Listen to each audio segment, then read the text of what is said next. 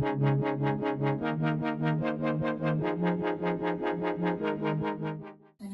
very much, Luca. And let's come to Katie to give a view on the Zero draft. Reading it when it came out last week, it's very much some positives, some less positive comments. From your point of view, Katie, how do you assess it? Yeah, thanks. I mean, I think we're all still chewing it over, aren't we? Because it's only been a few days and we're running into WHA. But I mean, I think before going into the positives and negatives, just in terms of, you know, what does a good declaration look like? I mean, number one, it has to be at the political level. This is a heads of government, heads of state meeting, so the declaration should not be a technical document, it should be a political document. I think it also absolutely has to kind of reflect what's happened over the last 7 years in terms of the evolutions in evidence, in terms of the evolutions in policy. And then thirdly, obviously really making sure that it is actually going to be moving things forward and accelerating action, given that we are off track. We're lagging behind in terms of SDG target 3.4 and all of the WHO NCD targets that are all up for expiry this year. So with that, in terms of what the positives are, I think from our initial reading, one of the positives is that there are actually targets in there.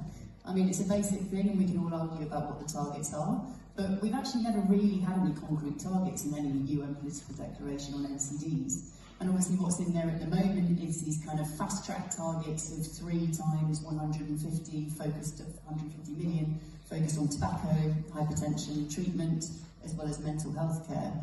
And then there's these kind of trace the policy targets throughout, including the health taxes one that's been mentioned.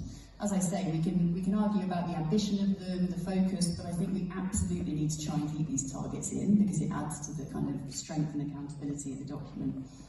Number two, in terms of a positive, I would say, you know, that the whole point of high-level meetings is to take it beyond being a health issue into being a development issue.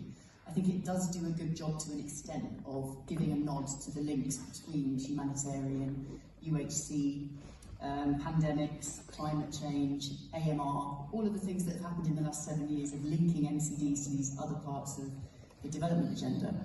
The other real positive that really came out as well at the hearing was the fact that mental health is really broken through. It's part of the NCD agenda and it's really integrated throughout the document, which is a real, you know, is an excellent thing. I'd say on the flip side, what hasn't come through as the other part of the 5x5 is air pollution, as Tom was saying. I mean, at the moment, air pollution is in there, but it's a little bit wiffly-woffly, needs to be much more focused.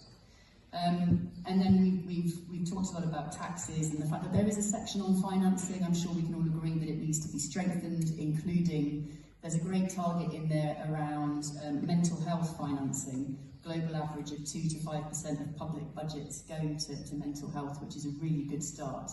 I would say we need to be building that out to include a broader NCD target around financing as well. What needs strengthening or is missing? I think it's very odd that it actually barely even references any of the kind of key preparatory meetings that have fed into this high-level meeting. The SIDS Bridgetown Declaration, the Humanitarian and NCDs meeting, the Oral Health one in Bangkok that happened at the end of last year. That all needs to be recognised because those are already pre-negotiated documents and declarations that governments have already agreed. Really good starting point for this. Completely agree with the first point on the lack of community engagement. That's a real kick in the face. I mean, I think, you know, the hearing kind of came out loud and clear with the need for lived experience and the role of civil society. Pretty weak on that front. And then I would also say it kind of builds on this kind of point that we've been discussing around industry. I mean, at the moment in the declaration, what you can see is a strong focus on the social determinants of NCDs, really, really important. Absolutely nothing really on the commercial determinants and the impact that industry interference is happening in most countries around the world in terms of watering down the public health policies that we need in terms of reducing prevention, The final thing, I know that we don't like talking about high-level meetings for another high-level meeting's sake. However, you know, the declaration at the moment calls for the next high-level meeting to be in 2031, so we're looking at kind of 6 years down the road.